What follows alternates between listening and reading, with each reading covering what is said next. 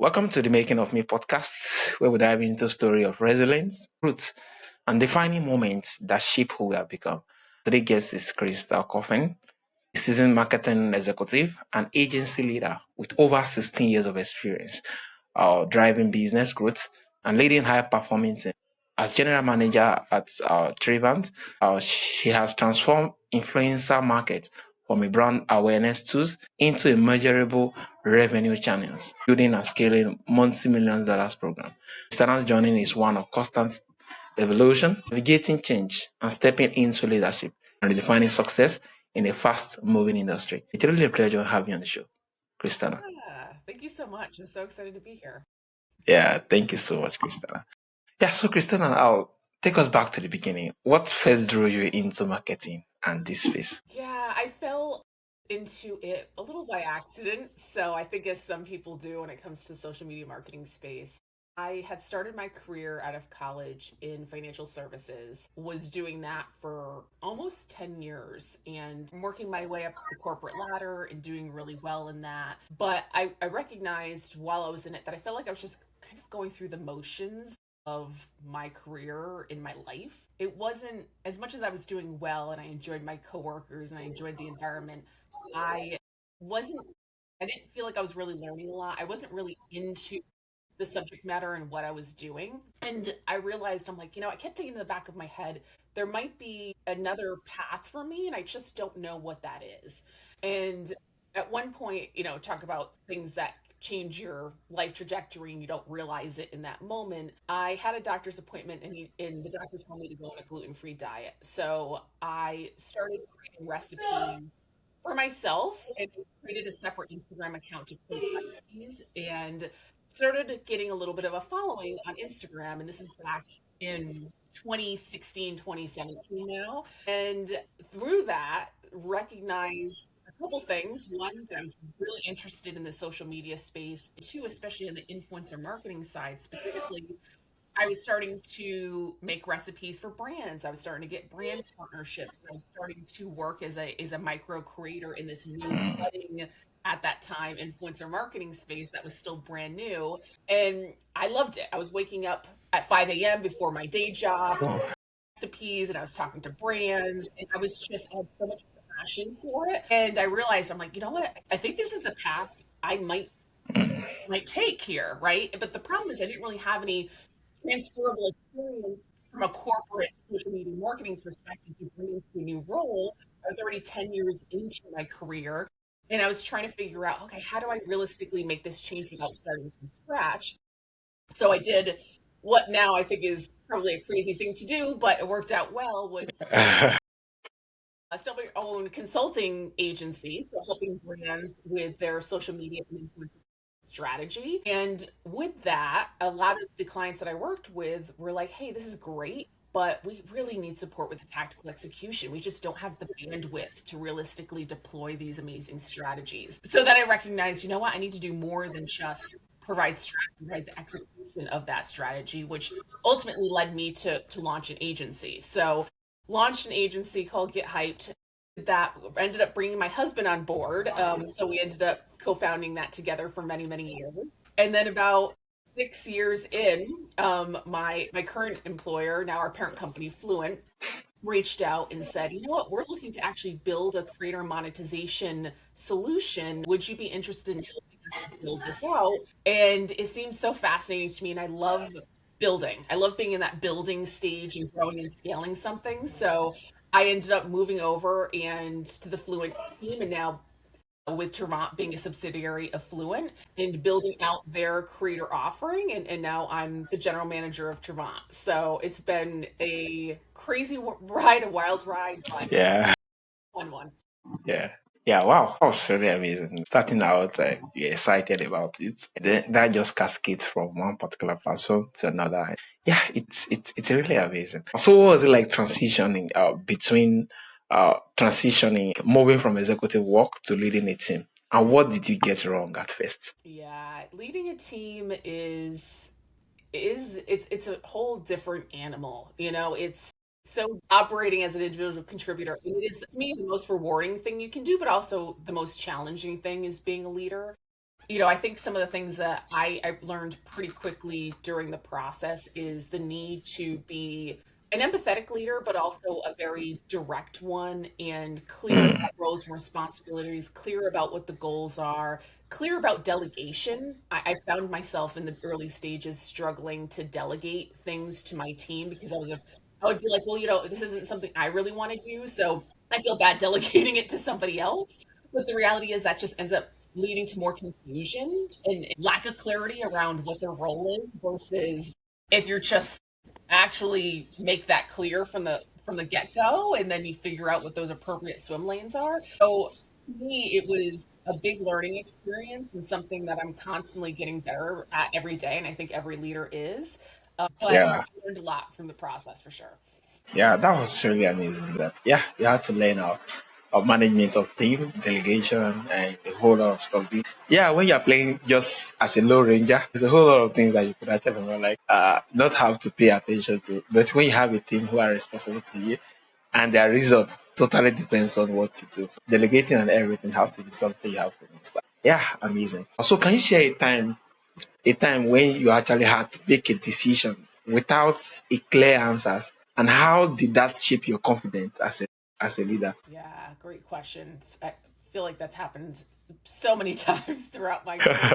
I had to make decisions with very little information. And some examples were when we first started on the agency side, and for both when I started my own agency and then also for Javant today, both similar stories in the sense of when I came in, it was really starting and building something from the ground up. And it's amazing to be able to do that, but obviously the challenge with that is you don't know who you are as a business yet. You don't know what your superpowers are. You know what your differentiators are. You're trying to figure out all of that stuff in real time. And sometimes you have no market data. There's no outside of the preliminary research that you've done, but you don't have any in market real data or feedback loop from actual clients or leads yet. And you're trying to create a path that doesn't yet really exist, and kind of hoping that it works based on what you've learned within the space. And so I've had to, especially when in Trevant today, try to figure out what does that path look like for us, and sometimes it's just about creating a version one of that path and figuring out, okay, you know what, this is how we're going to show up, this is how we're going to go to market, and we could be off base here, and that's okay because we are eventually going to get that market feedback. We're going to figure out if we are losing opportunities, why are we losing them to other agencies, like what can we be doing a little bit better, what could be improving in our storytelling, and then using that really valuable data to then figure out, okay, how does that then actually shape who we're going to be as an agency. So sometimes you have to do a few iterations of things and constantly learn and improve, and arguably, you're always going to be doing that, but you just do the best of what you can and then just keep optimizing on it over time. Amazing. Thank you so much for sharing. So working in such a fast changing industry, how has that constant evolution shaped your mindset and resilience? Yeah, it has absolutely caused me to prioritize speed over perfection. Now, there is definitely time for perfection, right? Where and my team will joke with me about I tend to be very particular about if we're sending a deck to a client, making sure that the T's are crossed and the I's are dotted and everything looks good. And yes, there's a time and place for things to look really buttoned up. But especially when it comes to being in market and being competitive, you're right. We are in a ever changing fast market. Influencer marketing continues to change every month, right? There's something new with the platform, there's a new trend, there's a new cultural moment, there's things to jump on. It's happening in real time all the time. And now with AI, things are changing even more in the influencer and social media space with AI getting into the picture. And so sometimes you just need to go. You just need to try things. You need to just put yourself out there, even if it's not absolutely perfect. Sometimes, and what I'm learning is that the market does prioritize who's out there and who's making those changes. AI being a perfect example, implementing AI processes within our day to day and proactively sharing that with clients of how we're staying ahead of the trend. Now, is it going to be perfect? No, AI is evolving in real time, but just being able to focus on getting something out there and the speed of it is more important than just making sure something is perfect and never getting it out there. Yeah, this just speaks volumes. Yes, speed. over perfection. Yeah, it's amazing. Owing to digital age and the whole lot of things are changing. And if you're looking forward to perfection, you'll be left behind. Yeah, this is amazing. So, what has been some of the hardest lessons you have learned from leading? You have learned from leading team and building something that deliver real results. Yeah, the hardest thing that I've learned from building a team is team team dynamics are tough, right? And people have HR roles full time because leading people at scale is complicated. Every person gets motivated by different things, incentivized by different things, works differently. And especially if you do have a really diverse team, and especially diversity in every way, especially diversity of thought, right? You might have some person that's a process person and they're so critical to the business because they will make those sustainable processes. While you'll have another person that never wants to look at a process a day in their life, but they're a great idea, a great strategist, great in front of clients, right?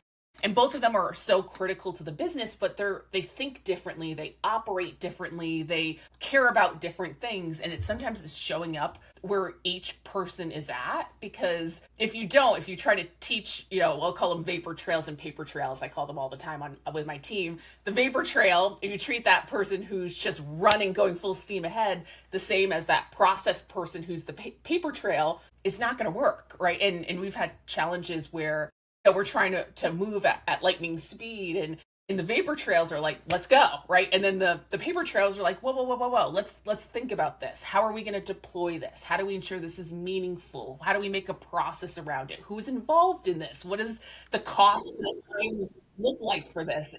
And both are so critically important, but also can cause a lot of that just friction in the day to Yeah, day. And so it's understanding too how folks operate, and then figuring out what is that middle ground to ensure you can get that speed, but also doing it sustainably at the same time. yeah, this is really amazing. In that, yeah, you have to consider all the different departments, and yeah, before actually more like running down. And yeah, it's amazing. How do your definition of success change when you first started your career and now? How has it changed a lot? Yeah, great question. It has definitely changed. When I first started my career, my success metrics were continuing to move my way up, right? Get progressively more responsibility under my belt, more teams under my belt. Also growing the business, really focusing on net new growth, expanding current clients. So it was really more growth focused from like a career progression perspective, and also growth focused from just a business growth perspective. And those are still absolutely critical, but over time, there's other things that I found to be just as important, if not even more important. And that is the coaching and mentoring of a team. Yeah, So being able to have a group of people who work extremely hard and are so great at what they do, and have these incredible superpowers, and to be able to identify their potential and what they're great at, not just what they're doing great at today, but where they're headed and what their trajectory looks like, and be able to identify that trajectory with them and saying, hey, I see you eventually going here. Do you see that same thing? And then having those conversations and helping to coach and mentor them into those respective elevated roles, and just continuing to support and elevate the team as a whole through that direct feedback, through that coaching, through that guidance. I found that to be, without a fraction of a doubt, the best part of my job, is just being able to play a role in people's career paths and development. And even if I had a 1% contribution towards someone's success in their career path, then to me that's an amazing accomplishment. yeah, amazing. Being able to train the next generations to actually like, yeah, do better than what they think they could do. And yeah, see the big picture compared to what they saw before. Yeah, it's really amazing. It is. So when you actually reflect back today on your journey so far, what do you think truly shaped you into who you have become today? So, one, you talk about things that also change your life. I had a boss back when I was in financial services, and they say that you learn a lot from the good bosses and you learn even more from the bad ones. So I had a not so great boss who was, we'll call maybe toxic or whatever you want to call her. And she one point told me, and I was working for a Fortune 100 company at this time in an innovation role, and she told me that, and I'm censoring this, but she did not use Yeah. this nice of a word, but she said, I wasn't messed up enough. That wasn't the exact word. I wasn't messed up enough to be able to make it in the entrepreneurial space is what she told me. And something about when someone tells you you can't do something, all it does is make you want to prove them wrong. Yeah. What's to prove the point? Right? So at the time, I was just so shocked because I was so shocked by the information and also the way she worded it. But and just fired up, right? And I obviously knew, her and I didn't have a good working relationship. She wasn't the right manager for me at the time. I obviously ended up switching roles and ended up working out, but it gave me that fire of, you know what? Yeah. I am going to do something big. I am going to build something of my own, whether it's building it on my own or building it within a company and being more entrepreneurial. And I was dead set on, you know what, this is kind of my moment and the motivation I needed to really be able to build that. And I'm proud to say, looking back, that I was able to build something. And sometimes you just need, even if it's the naysayers and people that are saying that you can't do Yeah. something, Yeah. hey, if you want to do it, you can. Yeah, amazing, amazing. Thank you so much for sharing. So let's dive a bit into the work you do. So you actually help turn influencer marketing into a measurable growth channels. What shifted your perspective from awareness to Mm. performance? Yeah, great question. So the change from really focusing influencer marketing and awareness to more of a bottom of the funnel came from the increased scrutiny that really influencer marketing is starting to get as being more of a performance channel. So we see a lot of the times where influencer marketing is potentially being taken out of paid media or performance marketing budgets to really build out one that creator generated content to be able to continue to build out that funnel. But because of that, we're seeing a lot of more scrutiny, especially at that CFO level, that Yeah. you know what, I can't pay, in some cases for some brands it might be millions of dollars a year, and some of them obviously less than that, but I can't pay a lot of money just to be able to say, hey, I think we got some impressions or engagement out of this. We need to see something that's a little bit more meaningful, especially if we are taking money out of performance channels and putting them into influencer marketing. So Mhm. a definite shift where there's a lot of scrutiny now. And as part of that, so whether it's an enterprise brand or small business, the bottom line is ultimately what's the most important and what matters and what keeps clients Yeah. sticky. So for us to be Yeah. able to use our performance DNA and discipline to an influencer channel and be able to say, hey, this is the return you got on this, or this is the cost per acquisition that you got on this. Not only have we never had a disappointed client who, when we exceeded their benchmarks, they were thrilled with that, but also it causes clients to be able to show to their CFO and to their C-suite, hey, we're actually getting meaningful, measurable, attributable performance from this, which Mm. allows them to keep going with it. Yeah, amazing, amazing. Yeah, that was really amazing. Being that when it comes to the influencer base, finding the metrics to measure it, yeah, it's key. Yeah, amazing. So, lastly, how should brand think about building long-term partnership with creators instead of one-off our campaigns? Yeah, we are definitely seeing another shift in the space away from some of those one-off campaigns to always-on partnerships. And the reason for it, of course, there's a lot of reasons why agencies and influencers want to promote long-term partnerships is Yeah, sustainable income from the creators, right? But the reality is it does drive significant impact from an advertiser perspective, because if you're thinking about that full funnel in the initial post that a creator is going to drive, the reality is they're going to drive more upper funnel awareness metrics with their followers because it's the first time that they've ever introduced a product before to a net new audience. And we know that marketing rule of seven, that it's going to take at least 7 touch points for people to work their audience down that funnel.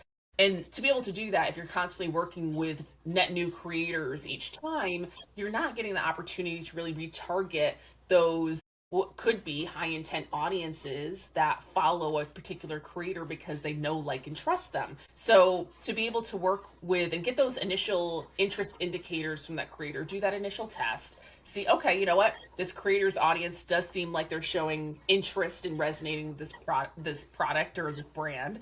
Let's invest a little bit more into them long term, and then you can then move their followers through that funnel, because it's not just something that they're talking about once, it's something that's clearly integrated as part of their daily Yeah. life, and it comes off as really authentic that way. And then eventually that's where we see people taking action. So it's a win for the creator, but it's also a huge win for the brand and strengthening that relationship between the two. Yeah, yeah, amazing. Thank you so much. It has really been a pleasure having you on the show. Wow. Uh, yeah, Christina, amazing. Also, for my audience who would love to connect with you for your agency, for the work you do, or to connect with you to actually listen on to you, how can they reach out to you and where's the best platform? Yep. So you can reach out to us at trevant.com, trevant.com, or info at trevant.com. Feel free to reach out to us anytime, even if you're just looking for directionally some information and some insights on the space. Our team loves to talk shop, so reach out to us anytime. Yeah, amazing. Thank you so much, Stara. Your journey just shows that, yeah, growth isn't just about scaling results. It's about evolving your mindset, embracing change, and learning to lead through uncertainty. Yeah, it has really, really been amazing having you on the show. And once again, it's a pleasure and honor having you on Thank the you show. for having me. Appreciate it.